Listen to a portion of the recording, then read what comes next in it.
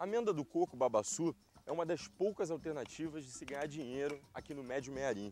Mas essa atividade tão antiga e arcaica estava sendo ameaçada pelos grandes proprietários de terra.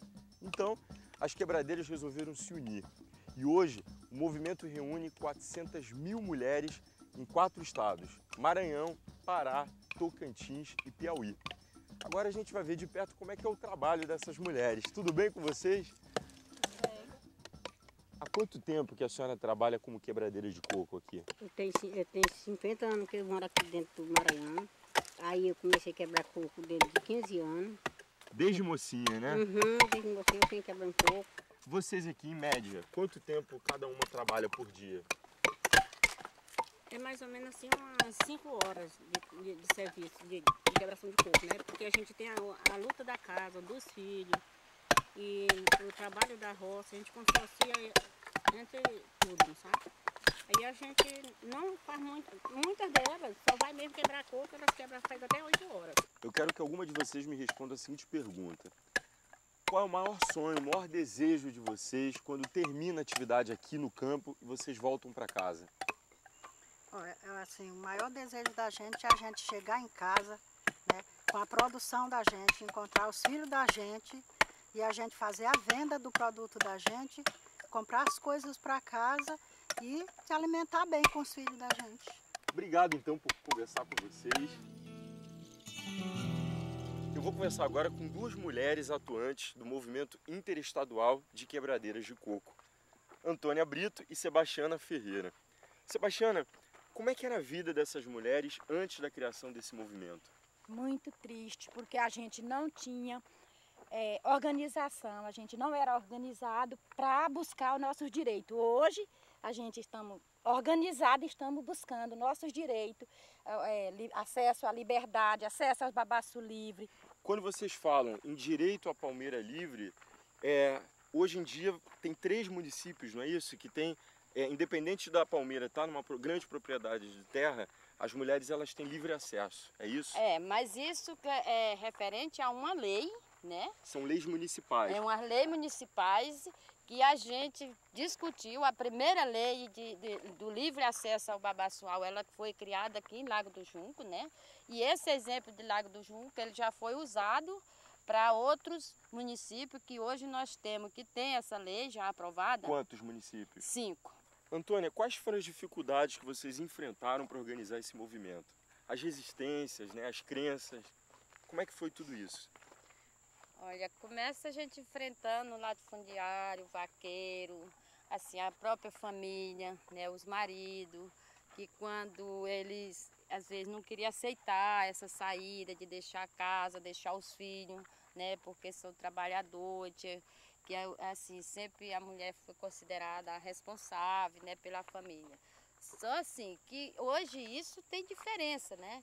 Já tem marido que já compreende isso, que as mulheres viajam, que eles acham que eles também têm que contribuir, principalmente quando ele faz parte da organização local, ou mesmo das organização municipal, como a cooperativa, como o sindicato. Então, eles hoje já entendem isso de outra forma. Já tem algum produto que vocês criaram a partir do coco, né, da amêndoa do coco, depois da cooperativa? Com certeza. Nós produzimos sabonete, que é praticamente orgânico, que a gente trabalha com o óleo do babaçu. E esse produto, sim, está mudando, está melhorando as nossas vidas quanto quebradeira. Vocês se organizaram, né, criaram um movimento, criaram cooperativa. Como é que hoje as quebradeiras de coco estão em relação à autoestima? Eu tenho orgulho, até porque até depois de eu casada, né? Já mãe de família, se vinha um carro, uma moto e eu ia com o cofre nas costas de pendurada aqui no machado, eu me escondia, porque eu achava que eu era uma aparência que não devia se me mostrar para todo mundo. E hoje eu tenho orgulho de me divulgar, de dizer em qualquer lugar que eu sou quebradeira de coco, que essa é minha profissão. O que o babaçu representa, hein, Sebastiana? A vida. Para mim, o babaçu representa a vida. Não devora os palmeirais, tu já sabes que não pode derrubar, precisamos preservar as riquezas naturais. Tu já sabes que não pode derrubar, precisamos preservar as Saí do município de Lago do Junco e tô aqui, ó, no Centro Histórico de São Luís do Maranhão. Um dos cientistas preocupados com grupos sociais como o das quebradeiras do coco é o mestre e doutor em antropologia social Alfredo Wagner. Ele é professor da Universidade Federal do Amazonas e realiza um trabalho pioneiro, que é o de identificar essas comunidades. E isso tem ajudado a melhorar a vida de muitas pessoas. Afinal de contas, o que é a nova cartografia social da Amazônia, que é um trabalho que você já desenvolve há alguns anos? A nova cartografia, ela tem como objetivo reconhecer a diversidade social, as novas categorias sociais que estão se apresentando na sociedade amazônica hoje. E aqui na região maranhense, na Amazônia Oriental, sobressai as quebradeiras de coco-babaçu, que são 400 mil mulheres que extraem o babaçu, produzem o óleo, produzem o mesocarpo, a farinha do babaçu, e mantém uma atividade permanente, inclusive de conservação da natureza. Além de mapas, vocês fizeram um documento Exato. sobre os movimentos sociais, as Isso. identidades coletivas e os conflitos dessas Exatamente. populações. O que foi mais surpreendente nesse trabalho? Bom, nos surpreendeu muito, Alexandre, foi a capacidade das quebradeiras apreenderem a sua própria realidade. Uma das coisas que nos chamou a atenção foi que elas aprenderam as técnicas de georreferenciamento muito rapidamente, fizeram uso de GPS, marcaram os pontos, registraram tudo que é relevante para elas naquela região, marcaram os babaçuais e conseguiram, além disso, implementar projetos de leis que asseguravam o livre acesso aos babaçuais. Então isso para nós, essa capacidade organizativa delas, né? São elas que produzem, elas que comercializam, elas que entram em contato, elas que conseguem exportação, elas que organizam as cooperativas, organizam as fábricas de sabonete. Então, quer dizer, as mulheres têm uma proeminência, têm uma prevalência no núcleo familiar hoje, que nos levam até a pensar em uma forma familiar onde a centralidade é feminina. Alfredo, como é que a razão e a emoção são utilizadas nessas comunidades no tocante a questões de sobrevivência?